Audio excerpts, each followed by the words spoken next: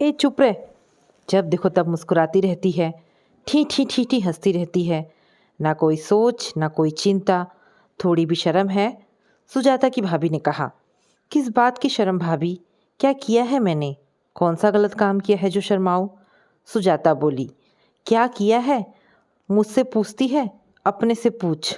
क्या पूछूं? बताओ तो। क्या पूछो ना अपने से। तुम्हें कोई चिंता है, फिक्र है? आकाश जी गए तो गए, अपनी जिंदगी से गए। तुम्हारा कुछ बिगड़ा क्या? तुम ही जानती हो मेरा कुछ नहीं बिगड़ा। मेरा नहीं बिगड़ा तो किसका बिगड़ा बताओ? मैं जो सहन कर रही हूँ वह मैं ही जानती हूँ। आज मैं ही 3-3 बच्चे लेकर दर दर की ठोकरें खाने के लिए मजबूर हूँ। वे रहते तो मैं जाती दूसरे के द्वार पर काम करने। हाँ, इसलिए फैशन करके जाती हो काम करने। मैं मजबूरी में काम करने के लिए निकलती हूँ। तो क्या करूँ? घर से बाहर निकलते समय फटा चितड़ा देह पर डालूँ क्या? जैसे पहनती थी वैसे पहनती हूँ।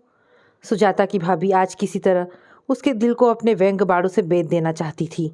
ये सुनते ही हाथ नचाकर बोली उठी, और लो, कहती है जैसे पहनती थी पहनती हूँ। अरे ये बात तुम्हारी समझ में नहीं आती है कि क्या, कि अब नहीं पहनना है, वैसे नहीं सजना है तुमको पहले की तरह? समझती ही नहीं है तो।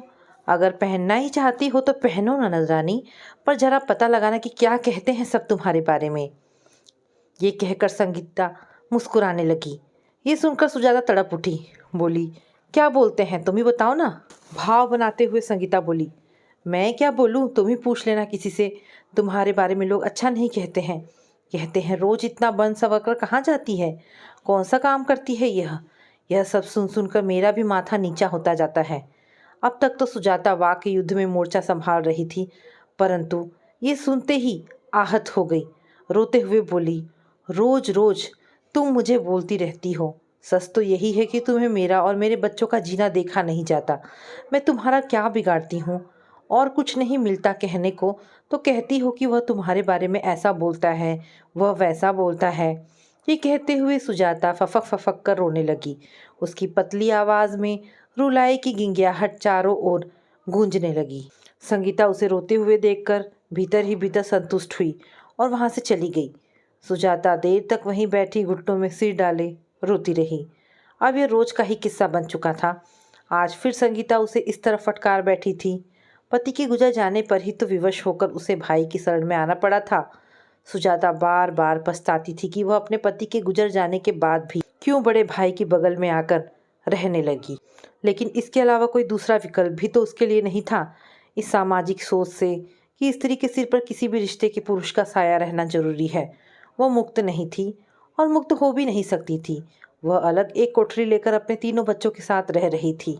भले ही भाई की बगल में थी वह कोठरी, पर अपना खर्च वह स्वयं ही उठा रही थी। आर्थिक तंगी हल करने का प्रयास लगभग 6 महीने तक करती रही। जब नहीं सफल हो पाई तो भाई से कोई नौकरी लगवा देने के लिए कहना ही पड़ा। तो भाई ने साड़ियों की दुकान में सेल्स गर्ल की नौकरी ढूंढ दी। 4,000 रुपये महीने की इस नौकरी के बारे में सुनकर सुजाता इतनी खुश हुई कि उसका आहार फूट फूट कर उसकी आवाज़, उसके अंग संचालन और उसके चेहरे से छलकने लगा। दुकान में जब काम पर गई तो सजी हुई रंग बिरंगी साड़ियों को देख देख कर जितनी खुश हुई उससे अधिक अधीर हो गई कि काश ऐसी सुंदर सुंदर साड़ियाँ उसके पास होती। शुरू शुरू में साड़ियाँ दिखाने का काम उसे बहुत अच्छा लगता था। ग्राहकों के आगे साड़ियाँ खोल खोल कर जितना दिखाती उससे अधिक खुद देखती, और तब उसके दिल में कई खूबसूरत साड़ियों को अपना लेने की चाह जोर पकड़ने लगती। पर धीरे धीरे उसे पता चल गया कि दिन भर साड़ियों को फैलाकर दिखाने और फिर उन्हें तहाने जैसा उबाऊ काम कोई दूसरा नहीं हो सकता था। इस नौकरी के कारण उसकी दिनचर्या काफ़ी तनाव भरी हो गई थी। सवेरे बच्चों को स्कूल भेजकर वह घर से निकलती। बच्चे स्कूल से लौटते तो मामा के यहाँ चले जाते। संगीता उसके साथ कैसा बर्ताव करती थी ये भी उसे अपने बच्चों से मालूम होने लगा था। रात के 8 बजे वह दुकान से छूटती तो पूरी तरह से थकी हुई 9 बजते बजते घर पहुंचती। इस काम में टिक पाना बहुत ही कठिन साबित हो रहा था। अतः मुश्किल से कुछ महीने बीते होंगे कि उसने ये नौकरी छोड़ दी, पर 4 साड़ियाँ छूट वाली कीमत पर लेना ना भूली। अब उसके आगे यही सवाल था कि वह कौन सा काम करे कि उसकी और उसके बच्चों की परवरिश हो सके। ले देकर अब घर का काम ही था जिसे वह कर सकती थी, और इसके लिए वो मानसिक रूप से अपने को तैयार करने लगी थी। झाड़ू पोछा बर्तन का काम करके वह अपनी नज़रों में ही दीनहीन बनना नहीं चाहती थी। खाना बनाने का काम वह ढूंढने लगी थी, पर इस काम के लिए भी उसने अपने को मानसिक रूप से तैयार कर लिया। यही सोचकर कि छोटी और अभाव से भरी गृहस्थी में भी गृहस्वामिनी बनकर रहने का जो गर्व था, उसे तो अब टूटना ही लिखा था। तो यही सही, कहाँ कहाँ से टूट टूट कर वह घर में खाना बनाने का काम करने के लिए तैयार हुई थी। आर्थिक भंवर से बचने के लिए और कोई विकल्प उसके पास नहीं था। उसने अपने जान पहचान वालों से कहना शुरू किया कि किसी जाने सुने घर में उसके लिए यह काम ढूंढ दे। आखिर एक जगह काम मिला, जिससे उसे कुछ राहत तो मिली, पर उससे मिलने वाली पगार उसके अपने और उसके बच्चों के लिए पर्याप्त नहीं थी। इसलिए वह एक और काम की तलाश में लग गई थी।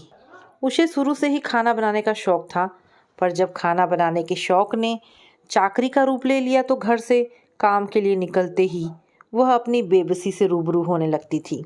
इतना जरूर था कि वह पूरी तरह से सज संवर कर निकलती तो ये एहसास दब जाता था। सुंदर दिखने और पहनने ओढ़ने की चाह बचपन से ही थी उसे। छोटी थी तो पर्व त्योहार पर खरीदे जाने वाले कपड़ों का बेसब्री से इंतजार करती थी।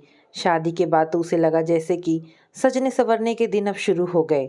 अपने प्रति आकाश से तरह तरह की साड़ियाँ मंगवाती थी, खूब श्रृंगार करके अपने को आईने में देखती और निहाल हो उठती।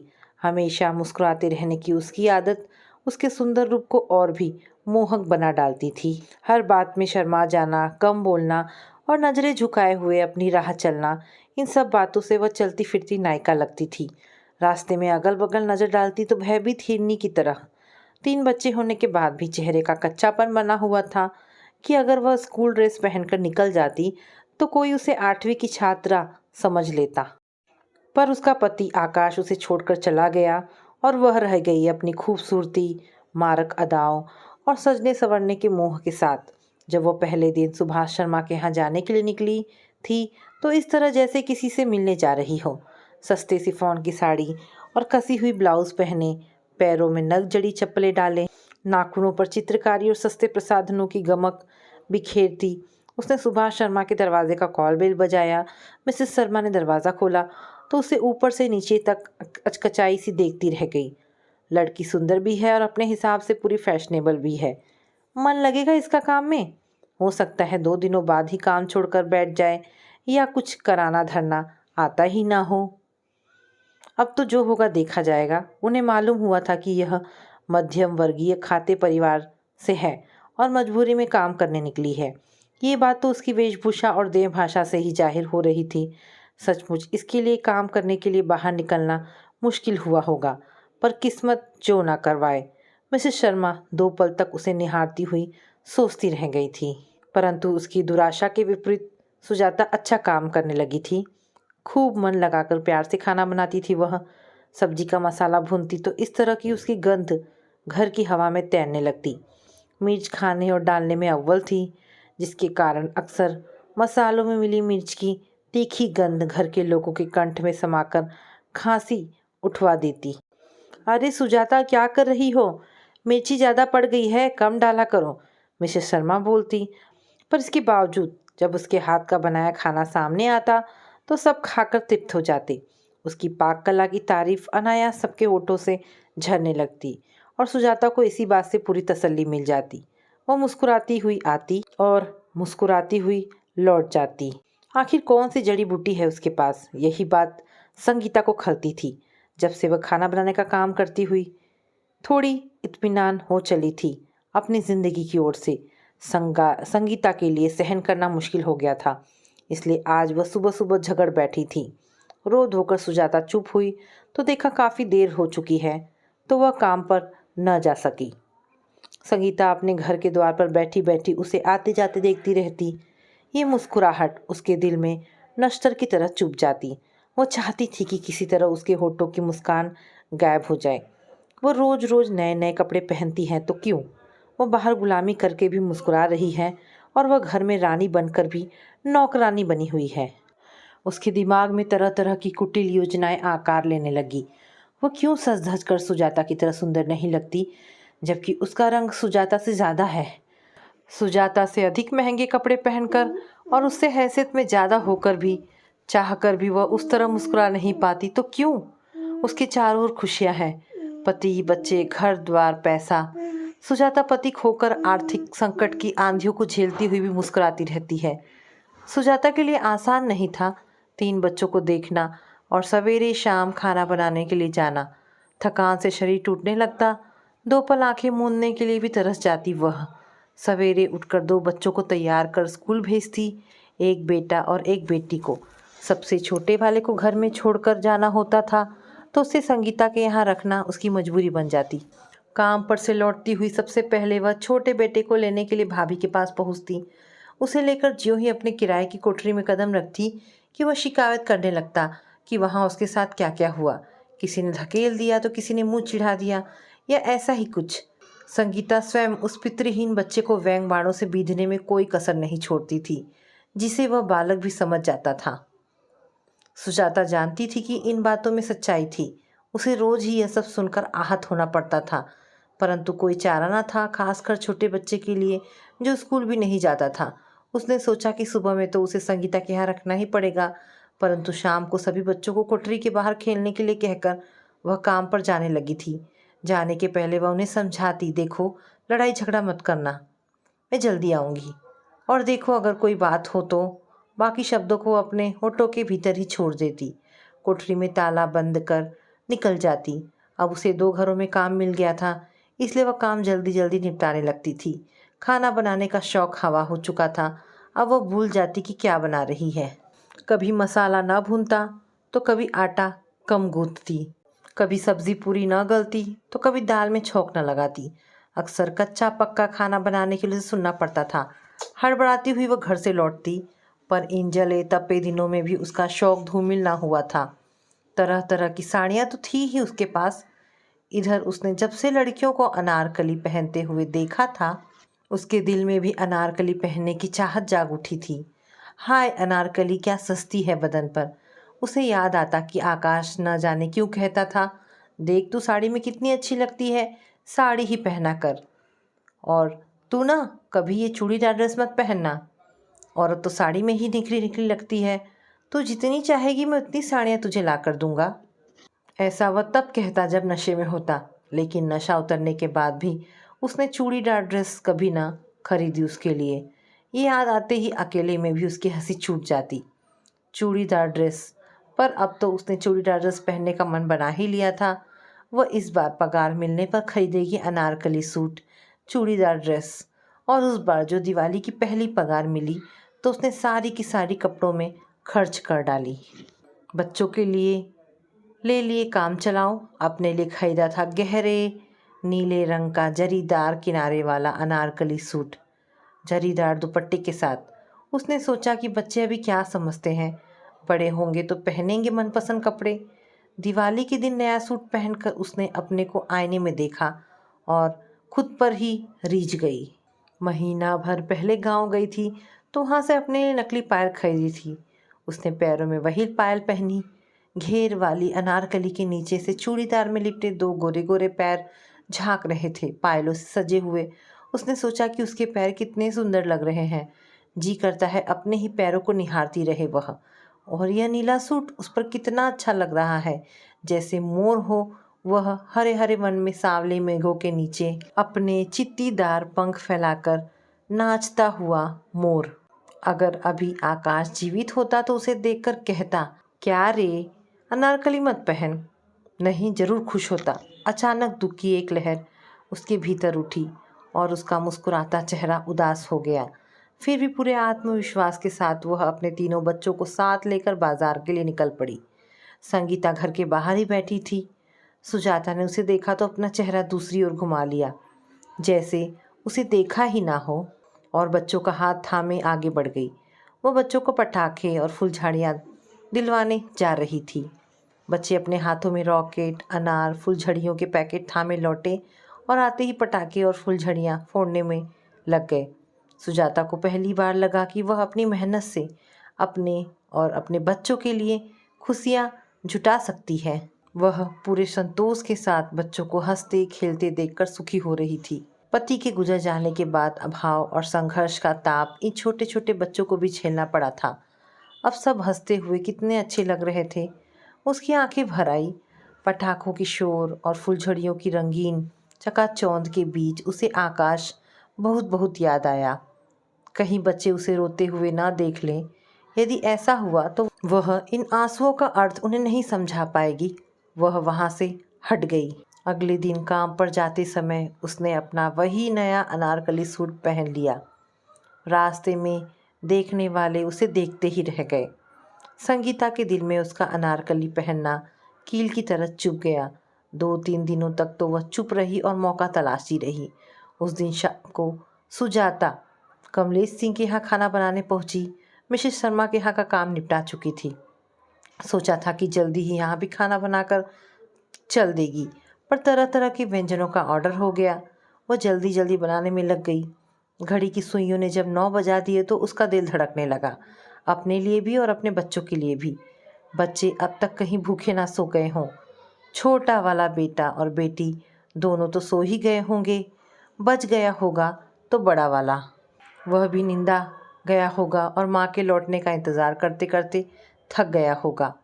रास्ते में कई जगह सड़कों पर बत्तियां नहीं थी। उन अंधेरे के शामियानों के नीचे से गुजरने में डर के मारे उसके दिल की धड़कन बढ़ जाती थी। उसकी गली में वैसे ही मयालियों की कमी नहीं थी। टेबल पर किसी किसी तरह व्यंजन सजाकर वह भागी। मुख्य सड़क पर तो पूरी रौ से हंसते हुए बिजली के खंभे खड़े थे, पर गली में तिमीर की चांदनी तनी हुई थी। उस उजाले अंधेरे से गुजरकर जब वह अपनी कोठरी के बाहर पहुंची तो देखा सिर्फ बड़ा वाला बेटा जाग रहा था। बाकी दोनों दो बंद कमल कलियों की तरह सीढ़ियों पर ही सोए हुए थे। उसने बारी बारी से तीनों को चूमा, पहले बड़े वाले को, फिर दोनों सोए हुए बच्चों को। दूसरे दिन सुबह सुबह ही भाई भाभी के घर से उनके लड़ाई झगड़े की आवाज़ सुनाई देने लगी। संगीता बोल रही थी, आखिर तुम उसे कुछ कहते क्यों नहीं? रात के 10 बजे वह न जाने कहाँ से घर लौटती है। कौन सा काम करती है कि इतनी रात बीत जाती है और इतना कपड़ा लत्ता पहनती है, तुम्हें दिखाई नहीं देता? कहाँ से पहनती है इतना? तुम्हें कुछ समझ में आता है या नहीं? कुछ कहना ज़रूरी नहीं समझते क्या? भाई की आवाज़ आई, क्या उल्टा सीधा बोलती रहती हो? मैं उल्टा सीधा बोल रही हूँ? तुम तो बाहर रहते हो इसलिए जानते नहीं। अच्छी तरह जानता हूँ। वह शुरू से ही इसी तरह कपड़े पहनती रही है। बीच में ही बात काटकर संगीता ने कहा, शुरू से ही पहनती रही तो अभी भी पहनेगी? मैं कहती हूँ कि उसे देखकर लगता है कि आकाश जी नहीं रहे, ना गम ना शर्म। चुप रहो, डांट बैठा था सुजाता का भाई पत्नी को। संगीता फिर बोलने लगी, अरे तुम्हारी बुद्धि घास चरने गई है, जाकर पूछो लोग बाग क्या कहते हैं उसके बारे में।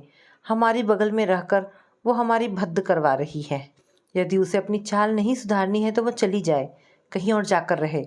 मुझसे ना देखा जाएगा उसका बेरास्ता रास्ता चलना। अगर तुम्हें कहना है तो कहो, वरना मैं ही जाकर कह देती हूँ। ये सब सुनकर सुजाता का भाई बौखलाया हुआ उसकी कोठरी में चला गया। सुजाता, भाई की गुस्से से भरी आवाज़ सुनकर सुजाता सहम गई। उसके मुंह से आवाज़ ना निकली। वह अपराधिनी बनी दीवार से लगकर खड़ी हो गई। सुजाता, ये क्या हो रहा है? कहाँ काम करती हो तुम? भैया, मैं जया मैडम जी और सुभाष जी के यहाँ खाना बनाती हूँ। कल खाना बनाते बनाते देर हो गई थी तो क्या करती, भागी भागी घर लौटी तो 9:30 बज चुके थे। अच्छा ठीक है, पर काम के लिए निकलती हो तो थोड़ा ढंग से निकला करो, समझी ना? तुम चाहती हो कि तुम्हारे बारे में लोग उल्टी सीधी बातें करें। हम नहीं चाहते कि तुम्हारे कारण हमारी हंसी हो, समझी ना? इसके बाद भाई ने खामोश होकर उसे बड़ी बड़ी आंखों से 2 पल तक घूरा। सुजाता कुछ नहीं बोल पाई, अपनी ओर से कोई सफाई भी नहीं दे पाई। आंखें डबडबा गई तो उसने झुका ली। भाई जैसे गरजता हुआ आधम का था, वैसे ही चमकता हुआ चला गया। अगले दिन से सुजाता ने दूसरा मकान खोजना शुरू कर दिया था, जिसकी छाया में रहकर वह अपने और अपने बच्चों के लिए थोड़ी सुरक्षा और शांति चाह रही थी। वही स्वयं उसका बसेरा उजाड़ देने को बेचैन हो चला था, तो वह क्यों रहे वहाँ? अलग रहने पर भी हर रोज उसे और उसके बच्चों को सुनना पड़ रहा था। अब वह दूर चली जाएगी, चाहे कहीं भी जाए। सुजाता को नया मकान जल्दी ही मिल गया। उसने 2-3 बक्से संभाले और कुछ गठरियाँ बांधी। ठेले पर सामान रखवाकर बच्चों के लिए पहुंच गई नए बसेरे में। यहाँ आने पर जिंदगी बहुत तनाव भरी हो गई। अपने आप को बिल्कुल अकेली महसूस करने लगी तो पड़ोसियों से मिलने जुलने की कोशिश करने लगी। अब उसका सजने संवरने का उत्साह न जाने कहाँ चला गया। संगीता इतना बोल चुकी थी उसके मासूम शौक के खिलाफ कि अब जब भी अच्छी साड़ी निकालने लगती, मन अपराध बोध से भर जाता। अब जिस साड़ी में बच्चों को नहलाती धुलाती, उनके लिए खाना बनाती, उन्हें खिलाती, उन्हीं कपड़ों में बच्चों को स्कूल छोड़ने चली जाती और उधर से ही अपने काम पर। उसकी मालकिनें भौचक थी। ये क्या बात है कि सुजाता आजकल इस तरह मुसड़े तुसड़े कपड़ों में चली आती है काम करने। कमलेश जी की पत्नी ने पूछा, क्या बात है सुजाता, तबीयत तो ठीक है ना? अच्छी भली नहीं दिख रही हो तुम, बीमार हो क्या? नहीं, छोटा सा उत्तर दिया सुजाता ने। उसका चेहरा उतरा हुआ था। फिर एक दिन मिसेस शर्मा ने टोका, क्यों सुजाता, इधर देख रही हूँ कुछ दिनों से बहुत खामोश रहती हो और इसी एक साड़ी में आ रही हो। क्या बात है? पहले तो रोज़ साड़ियाँ बदल बदल कर आती थी, अनारकली भी पहनती थी, इसमें तुम कितनी अच्छी लगती थी। अचानक क्या हो गया है तुम्हें? वह कुछ नहीं बोली। तुम्हारी नई नई साड़ियाँ कहाँ गई? क्या उन्हें बचा कर रख रही हो? नहीं आंटी, मैं बचाती नहीं। बचा कर क्या करूँगी? तब क्या हुआ है? सुजाता ने इसका कोई जवाब नहीं दिया और वह चुपचाप वहाँ से उठकर रसोई में चली गई। तो दोस्तों, ये कहानी यहाँ पर समाप्त होती है। आशा करती हूँ कहानी पसंद आई होगी। अगर कहानी पसंद आई है तो प्लीज़ इसे लाइक एंड शेयर करें। दोस्तों, ऐसी ढेरों पारिवारिक और शिक्षाप्रद कहानी सुनने के लिए मेरे चैनल को प्लीज़ सब्सक्राइब करें। धन्यवाद दोस्तों।